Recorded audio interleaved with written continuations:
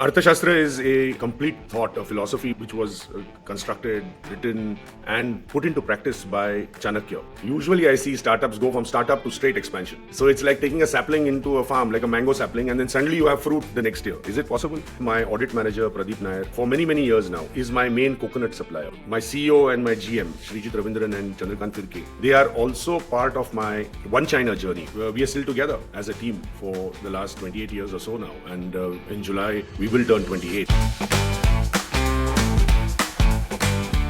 Now, one problem that a lot of people have been, as in obviously businesses face, is we are getting bombarded with new technology every day. There is not a day that passes that you don't hear about something new that's coming up right now, whether that's social media apps or whether that is introduction of delivery apps. And I was just reading somewhere, last year the Zomatos and the Swiggies did business for 35,000 crores.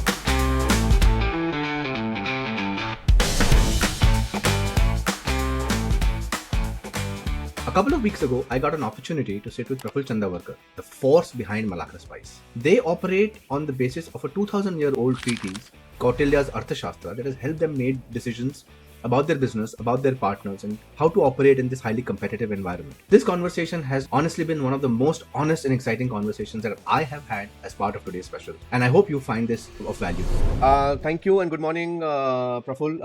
Welcome to today's special. Namaste. Thank you for taking out the time for joining us. So today's special is our initiative to help the F&B community and entrepreneurs build a strong knowledge base. So today all the knowledge that exists with F&B entrepreneurs and practitioners is in silos. So we want to bring that knowledge to one common platform by making conversations with people like yourself on platforms like today's special. So Thank you once again for taking out the time and joining us. Thank you. It's a real pleasure to be here. Amazing. So Malaka Spice has been an institution in Pune and outside of Pune for almost 30 years now. In the next 2 years, you'll complete 30 years. And I believe you still have the same team that started the institution, and a large number of them are still with you, right? Yes. So in today's time, a lot of restaurants don't survive the 5-year horizon. So what has been your secret? How has Malaka Spice thrived? So we don't really look at the number of years that have passed. We consider the present day as a very important one. Thanks to our training in Yoga Sutras and Arthashastra and the way we look at our leadership style or the way we operate. So we are just in gratitude, and we are very fortunate, very lucky to have made it this far. You know, Ketan, that how difficult our hospitality business is. In fact, I would imagine that if you did a global survey, you would realize that as an entrepreneurial effort, hospitality, restaurants, hotels are possibly the most difficult businesses to survive and thrive in. So we are very fortunate that we could generate every 2 or 3 years some kind of thought process that we could keep our people happy, and due to which I guess we are still together as a team for the last 28 years or so now, and in July we will turn 28. So I think we're just very fortunate and very much in gratitude. Very few businesses, let alone restaurants, can lay claim to the fact that they've been around for longer than most of their diners, right? 30 years is no joke. And you initially mentioned that this is largely because the business is rooted in a very strong philosophy of Arthashastra, which in itself is a 2,000-year-old economic treatise. What is Arthashastra, and how does it apply to the business of Malaka Spice? Well, Arthashastra is a complete thought, a philosophy which was constructed, written, thought about, and put into practice by Chanakya, or who we call Kautilyan. Really, the kind of thought process which brought nationhood also together, like the first thought process of Akhanda Bharat, the first thought process of how leadership was interpreted within the confines of our geographical existence of India as we know it now. And the way he created or helped create an empire with Chandragupta was an amazing stuff of not only stories but of fact, where a young leader was taken by him, and then a nation was created, which was the Mauryan dynasty, which also had Ashoka as a grandson to Chandragupta.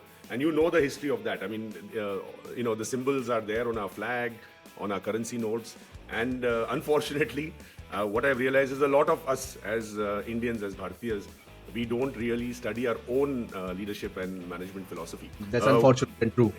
It's a colonized mindset, and we are now slowly getting out of it. So I think for me, when I was operating Malaka Spice in the let's say a decade back, I felt that a lot of our knowledge which we used in leadership and in management was Western, and it's naturally so.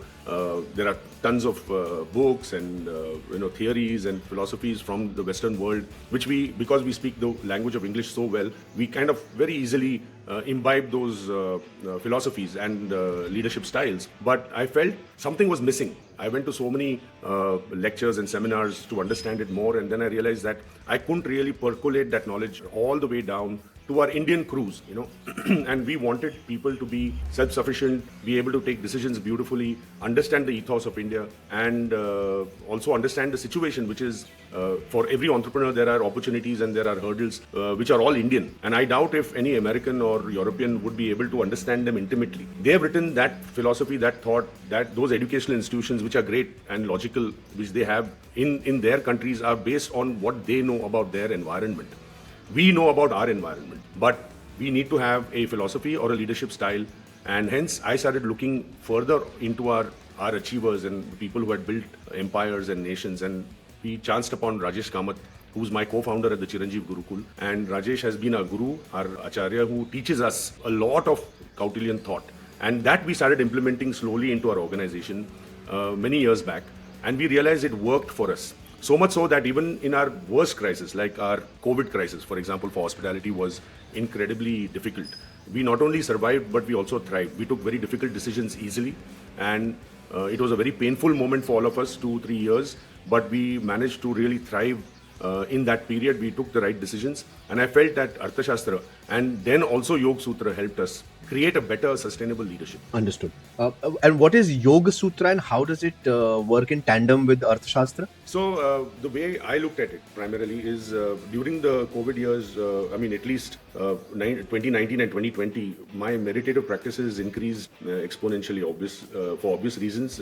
But what I discovered within myself was that if we have to create a leader, we have to first work on the individual. And in that case, it was me. And in that, yoga really worked. In the sense that the Ashtang, which is the 8 parts of, or the 8 sections of yoga, the way Patanjali kind of formatted it, after having centuries of other yoga acharyas before him, he managed to kind of put it together in a very modern way. And those 8 are Yama, Niyama, Asan, Pranayam, Pratyahar, Dharana, Dhyan. All Pratyahar, Dharana, and Dhyan. So that kind of, and the ending with Samadhi, was the 8 parts that I kind of discovered for myself. If we follow really carefully, you tend to improve yourself.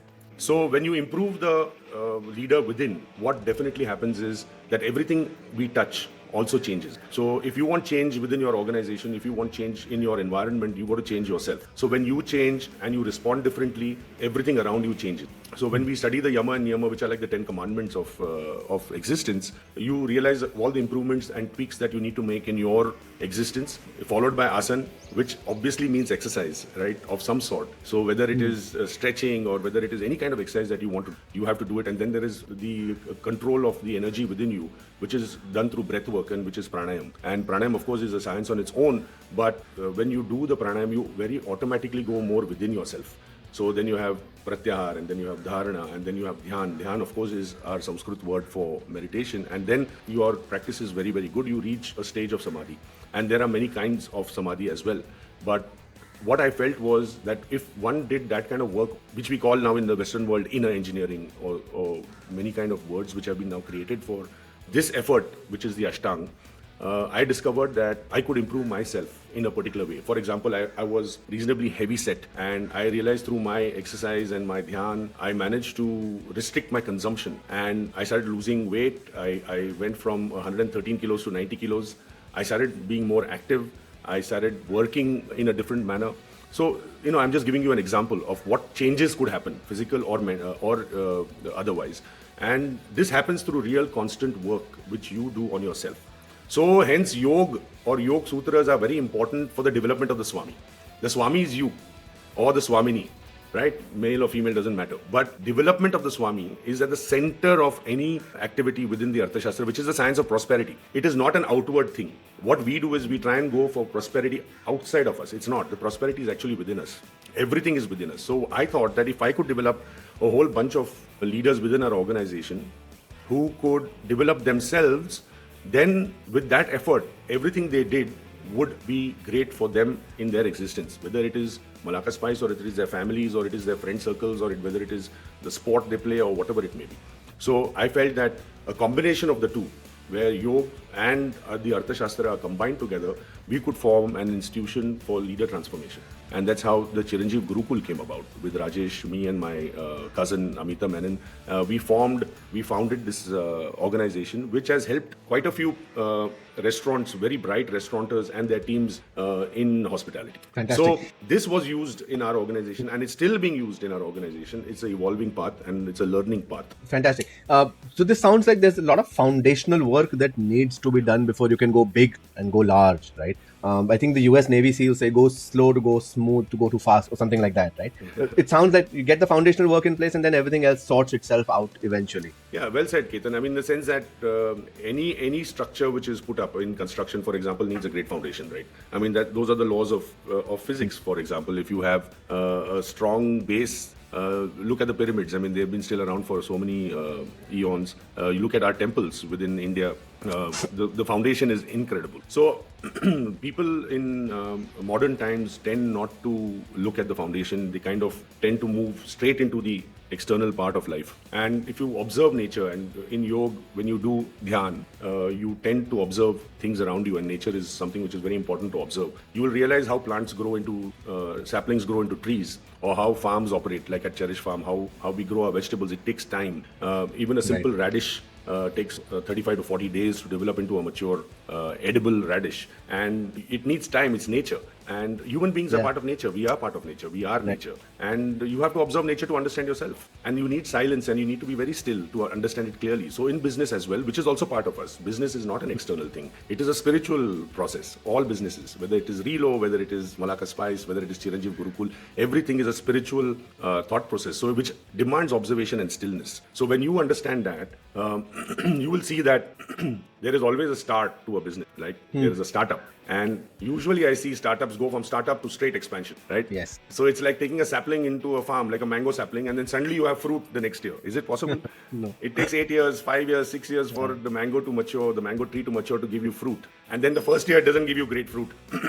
Sometimes you have to break the fruit and throw it away so the tree grows better. Then the second year you get better fruit. Then the third year it gets better. So why shouldn't businesses work like that in the same manner? So first there is a start, then there is consolidation. Consolidation is a time of learning, of absorption to understand the environment. That's the tree does. Why don't we do it? Then there is expansion. And then after expansion there is the next generation or the new things that happen again, which again starts the whole process. And this is called Chatushtayam in Arthashastra. So there has to be an observation for Chatushtayam to work. For example, any business which I see, a startup suddenly grow, and then you see 3-year companies turn around and make 100 million, 200 million.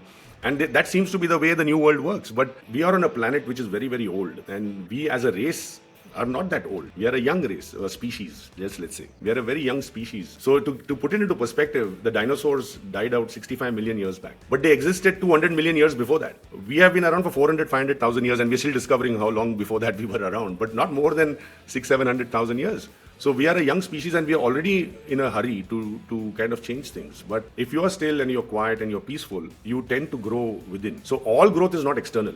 There is a growth which is within, which leads to a lot of contentment and happiness. And we have to be in gratitude for that. So this kind of thought process then gives you longevity in your businesses.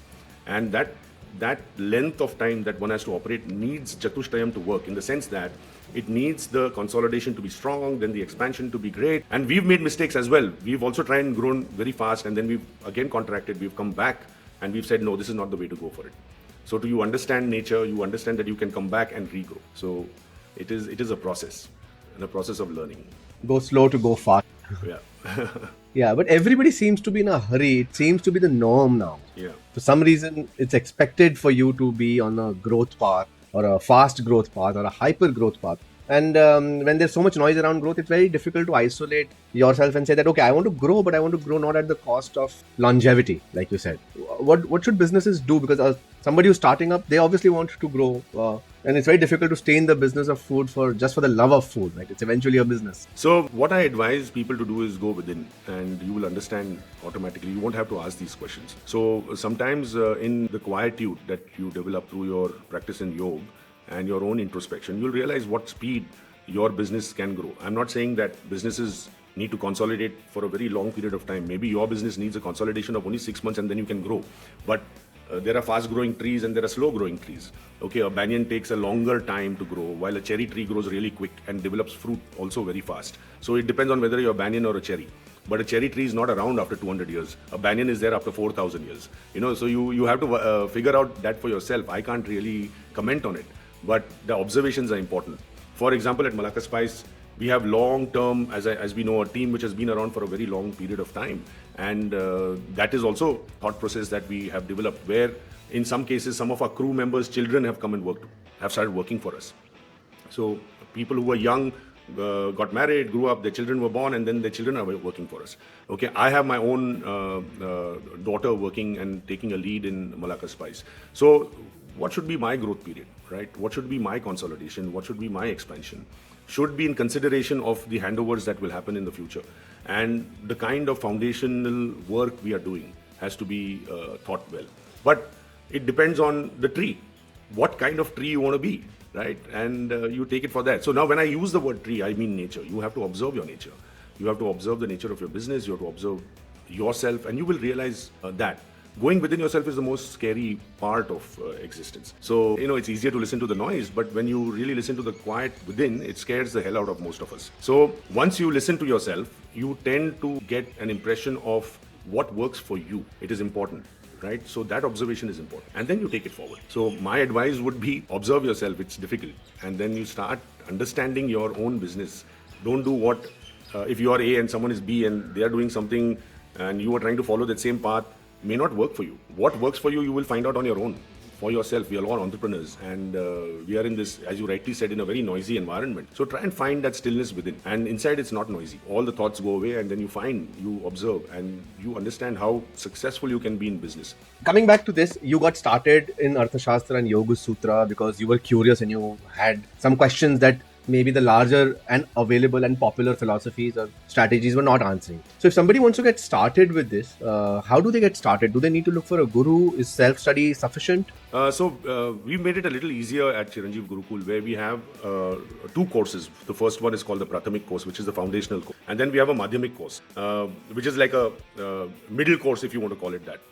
And then we hope that they can then progress on their own. So this Prathamik course, which is priced very nominally for a 10-week course, which is 10 Saturdays, we offer all this knowledge that we have, and also very practically what we are doing at the present moment. So if interested learners want to study the Arthashastra and what we have to offer, we have an online course at the Chiranjeev Gurukul, which is conducted by our Guru Rajesh Kamath. And we have a Prathamik course and a Madhyamik course. The Prathamik course is the foundational course, of course. And then we have the Madhyamik. But the Prathamik course is very interesting. It allows you to address a lot of the issues you may have as an entrepreneur and take it forward. It also addresses a lot of issues you may have within yourself and then take it forward. And it lasts over 10 weeks with a fair amount of interaction with like-minded people. And it's at a very nominal cost, for the kind of learnings that which learners like us and co-learners can take advantage of. And then, of course, you have the Madhyamik course. But we also conduct individual, what we call Mitra sessions, which allows the entrepreneur to have a business or a leadership coach based on these principles. And he can access that through Chiranjeev Gurukul. We have a mentorship program. We have a Shala program, which works with schools and which much younger learners between the ages of 7 and 15. We have a CXO program, which is structured for chief executive officers or leaderships in large companies. And we also work with corporates who want to change the way the entire organization operates. So there are many avenues to how you can access us.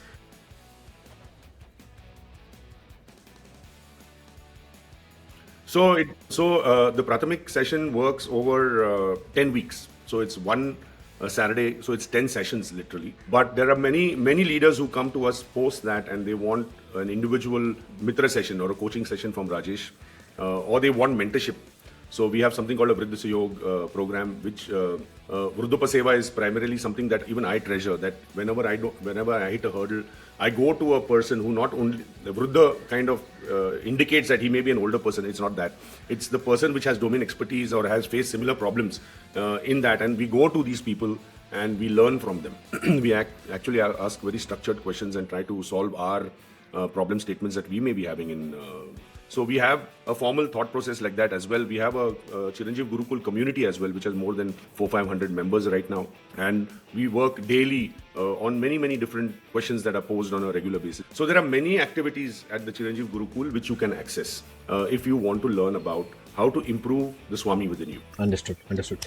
So one of the most important parts of any business, and apart from a solopreneur, even in case of a solopreneur, is the people. Right? That is the core of any business. Yeah.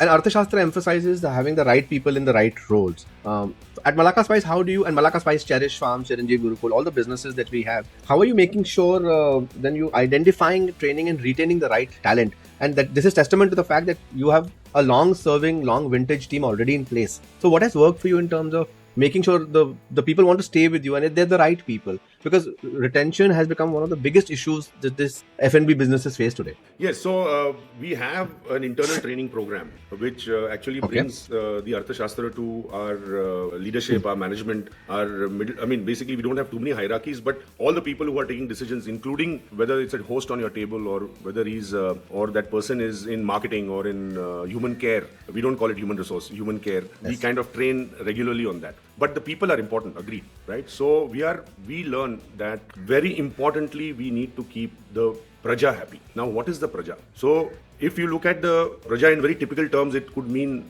the larger client base or whatever. For us, there are two meanings to it. One is we look at our own people as the Praja. So, if the Praja is Sukhi, then the Raja is also Sukhi. Right? So, it is not the other way around. If the Raja is Sukhi, then the Praja may want to get, it's not like that. So, we look at Praja being happy, and if the Praja is happy, then the Raja will be happy. Okay, so there is an actual sutra for it which we kind of push on it.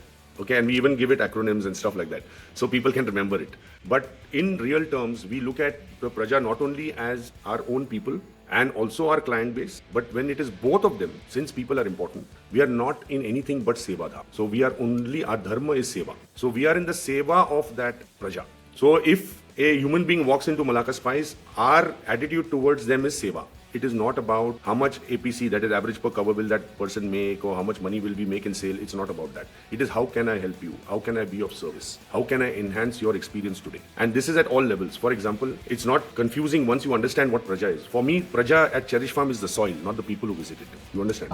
Interesting. Very interesting. So I look at the soil as my Praja. So if my soil is happy, Praful will be happy. Why? Because if the soil is nurtured, it will grow the fruit.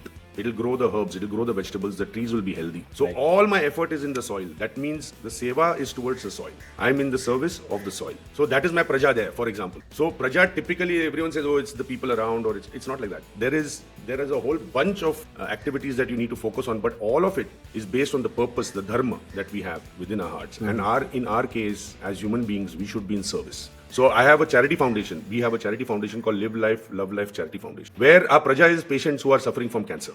And we are in the seva of those patients. That our job, which we are very skilled at, that is to raise money for patients who do not have the money to look after themselves. We have relationships with hospitals and we have relationships with oncologists, which we can then bank on for these patients who are financially disadvantaged to be looked after. But then in that case, the patients are our Praja, and we should be in seva of that. So in things like that, so everywhere we go, we should be in the service of the activity. Now, for example, vendors who come to us, okay, who give us meat, vegetables, alcohol, so on and so forth, are all vendors. So how should an entrepreneur who's in hospitality treat those vendors? Is it a transaction? You give me material, I'll give you money. Or should I be in the service of that vendor? Should I be able to enhance his life that he's supplying to Malaka Spice? Do I know his family? Do I know what troubles he's going through? If I work in seva of that vendor, there is absolutely zero chance that he will give you bad material. Or it will not, whether it will be punctual or not. He will be on time. He will give you the best. He will treat you on priority because you are in service of that vendor. You're right. So now we are going towards why people work with us, Malaka Spice, for long periods of time. Because we are in the service of those people. So automatically they are also in service of the brand. And I think somewhere they also feel like a part of that family, because your success there becomes their success. So it all comes through the dharma. The dharma is purpose, ikagai, whatever you want to call it, right? Different languages have different things. But if my purpose is to be in the service of my people, what do you think their purpose will be? Right? So we build businesses like that. So I know that many a time there is no outward visibility of how we are growing. But one thing I can kind of be certain, that every day we are growing, internally or externally.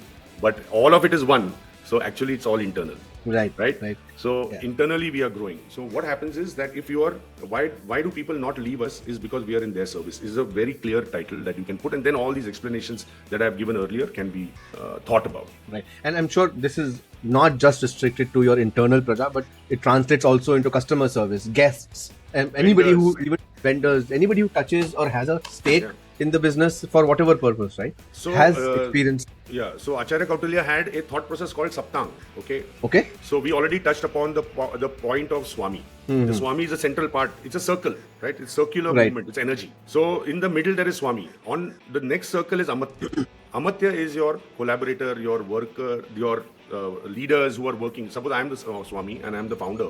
Then I have my CEO, my CFO, my other leaders, all in the Amatya part. Okay. After the Amatya, there is a circle of Janpad. Okay. Then beyond the Janpad is our client base, the journer, right? So then that is the third circle. Then you have the Danda. The Danda is the army of people that we have who work for us. Okay. Okay. Then we have the treasury, which is Kosh. So the Kosh is after the Danda, and then you have the Durga, which is your infrastructure, your services, everything that comes in infrastructure, from your premises to everything else which can be termed as infrastructure. Even a table and a chair could be your infrastructure. And then the last one is your alliances or the mitras that you have, which might include vendors and collaborators and thinkers and whatnot, consultants and so on and so forth. Right. So now this Saptang, this entire circle of energy is what actually encompasses all your life. Whether it is and everything that you do. I'm saying, your life, your business, your spiritual thought process is all the same. Okay. So if you apply the Saptang to it, then everything works in. Okay. Nice. So for example, if I want to nurture the soil as a Swami,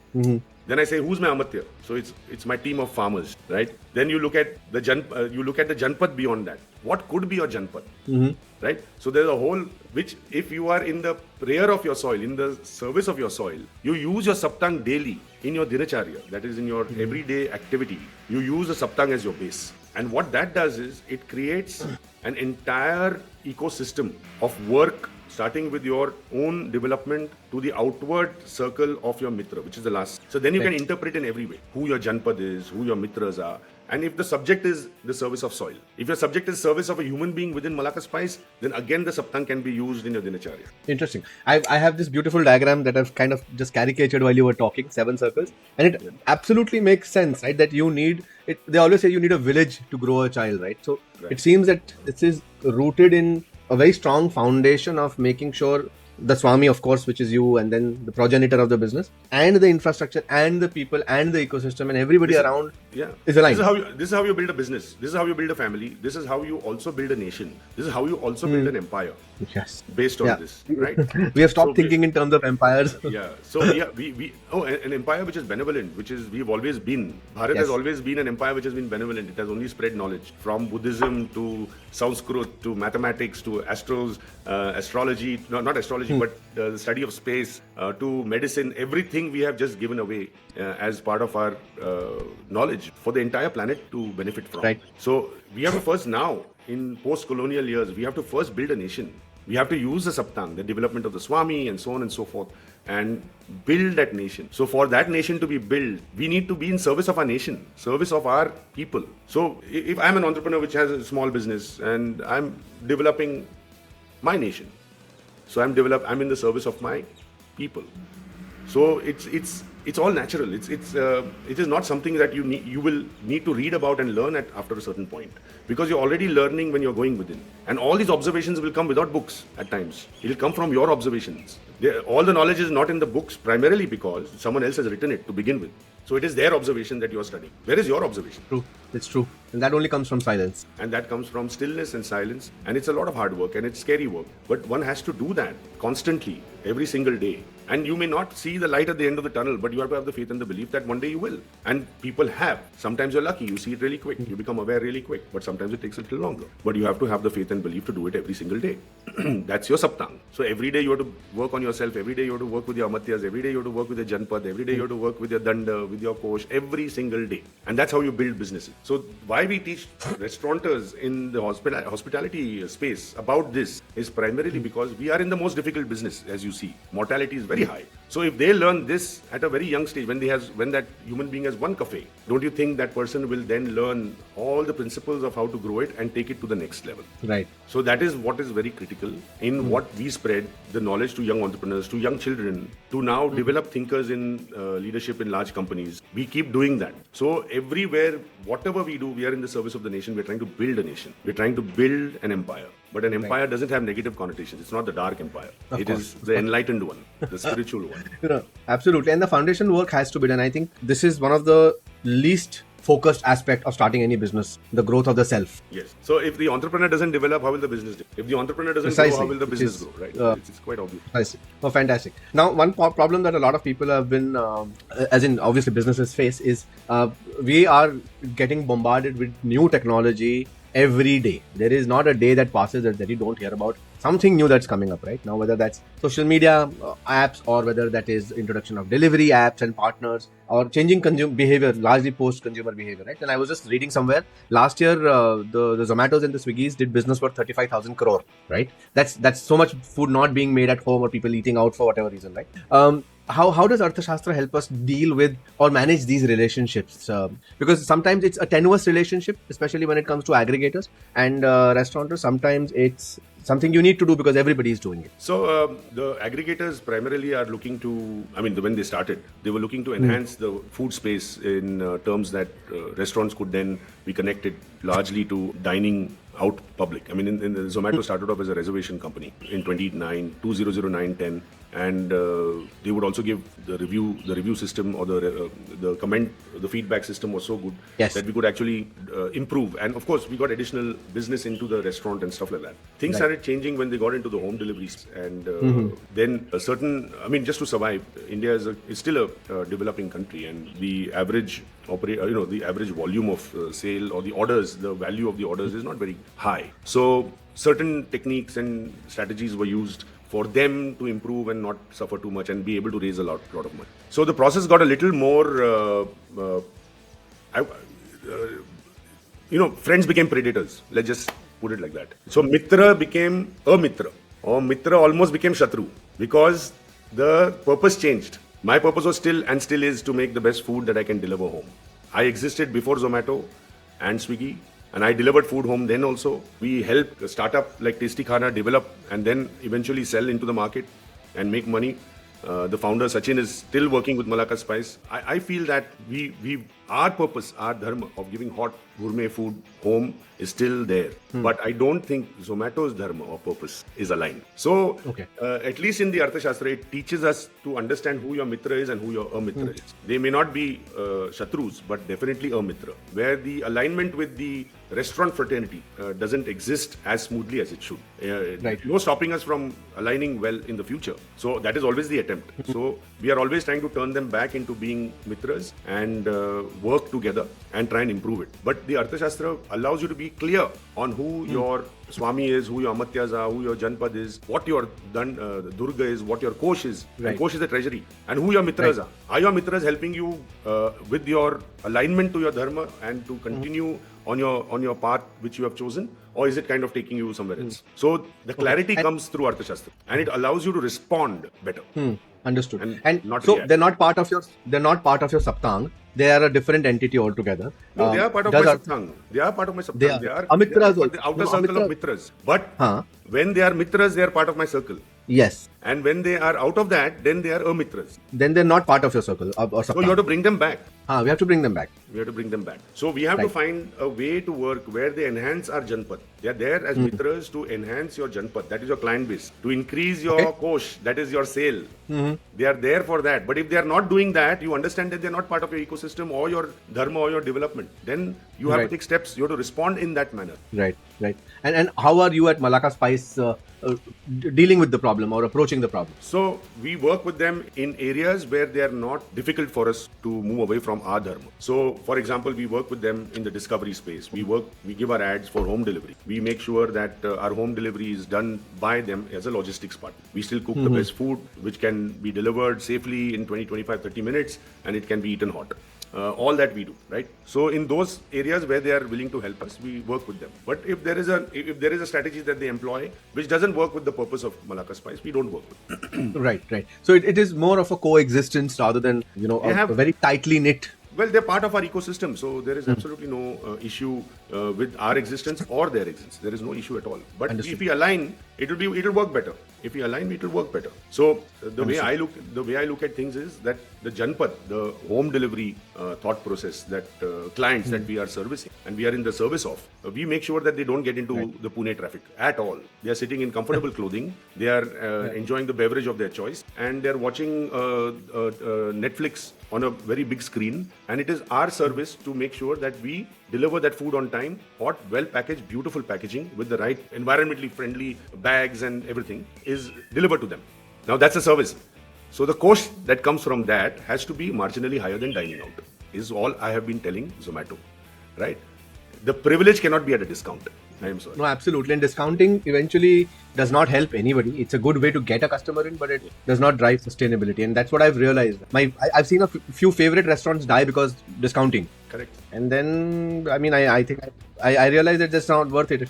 You deserve to earn a living based on the quality of your food, not just because somebody offered me a discount, right? Now, Pune is also one of our youngest cities in the country, right? So a large percentage of our Janpad is young, and they are growing up in their journey towards earning higher money or higher salaries or becoming more stable with their financials. So there seems to be like a discount trend going through, which affects the Kosh in the Saptang. Kosh is treasury. Of course. It affects us. Of course. So the minute it affects us, we don't discount aggressive. We don't do it at all. Right. So you have to stay true to your learnings, and the fundamentals then look after themselves, and everything else will grow. And it's not just Pune. It's any city you pick. Discounting is the first thing that you're naturally inclined to check. And it's a short-term strategy.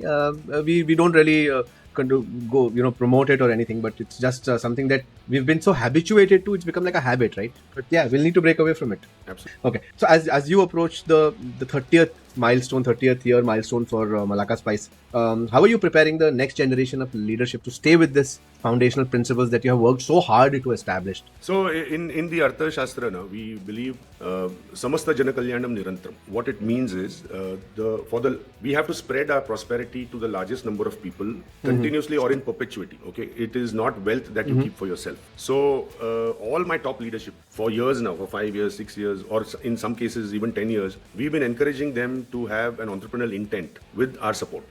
So for example, my audit manager Pradeep Nair has for many years now, 15, 17 years, is my main coconut supplier, because at Malaka Spice we grind fresh coconut for our coconut milk. We don't use anything from a can or a Tetra Pak. We have the first drain in our curries. That's why our curries tend to be a little more on the valuable side. The reason being is that we have an entrepreneur who's also a leader within the organization. Right. In the same manner, my accounts manager is my importer for all my the few sauces that we need from Southeast Asia. And we have my CEO and my GM, right, Srijit Ravindran and Chandrakant Firke. They are also part of my One China journey, where they are franchise owners of my restaurant. Okay, one of our Fantastic.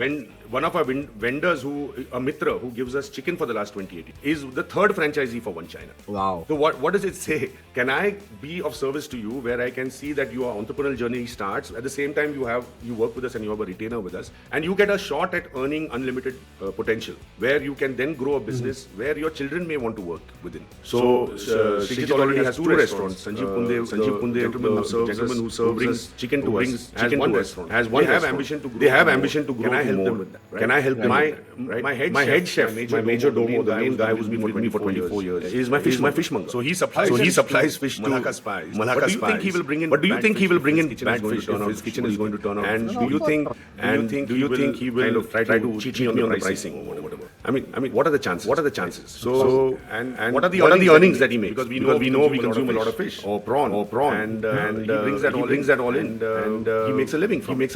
He can then prosper. So he has now prospered well enough to kind of fund a school in his village, to build a beautiful home.